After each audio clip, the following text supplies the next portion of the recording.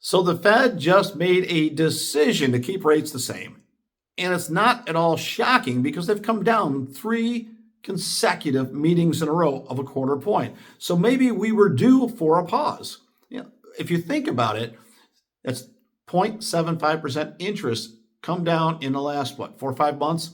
And then when you factor in the $2 billion worth of bond buying, there's probably at least 1% worth of difference than we were just 5, 6 months ago. So there's a significant change in the interest rate. And my suspicion, there's two more meetings that happen before the chairman, Jerome Powell, is out. I think one of those two meetings, we're going to get a reduction, quarter point, maybe a send-off on the last one. And then when he's out on May 15th, as we get into the summer months, my suspicion is whoever's appointed by the president is either going to be aligned with dropping rates for the next two meetings or will feel pressure to do so. I really don't feel that someone's going to get nominated that will not reduce twice after May 15th, during the summer months. I think that's a given. Now, we're stuck, if you will, in a pretty good place of about 6% interest rate. I think you'd find 5.875 out there pretty readily if you got decent credit and a down payment. And I believe the blended average is sitting right around 6% right now, anywhere from 6 to 6.1. That average, it just means that worst case, you're 6 1/8, 6 1/4, much better than we were in the mid sevens just about a year ago. So we're way ahead of where we were, and that's really good news. So even though the rates did not come down right now, the reductions are coming.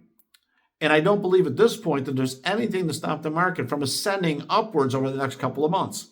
Keep in mind, tax returns are coming in. More inventory has hit the market over the last few days because we're at the end of January. All those expired listings went out and came back on the market. People are getting ready to move again because now we're approaching, the end of school years, coming up in May. It's going to happen really fast right now.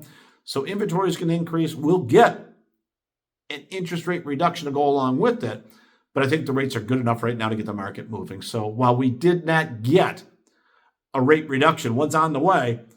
And who's to say that the president doesn't have another bond buying spree for another couple of billion to bring the rates down even more? There's a couple of different levers that are going to be available to make interest rates a little more attractive to those that are looking to borrow money, especially when they're looking to purchase homes. It's also going to make it easier for small business and others. And as money becomes more liquid, right, and more available to people, that will loosen up the economy. And I think you'll see more buying happen. So help is on the way, even though we didn't get the rate reduction. If you got questions, let us know. Drop us a line. Definitely subscribe. This is Ron Wojciechowski for the Black Hole of Real Estate.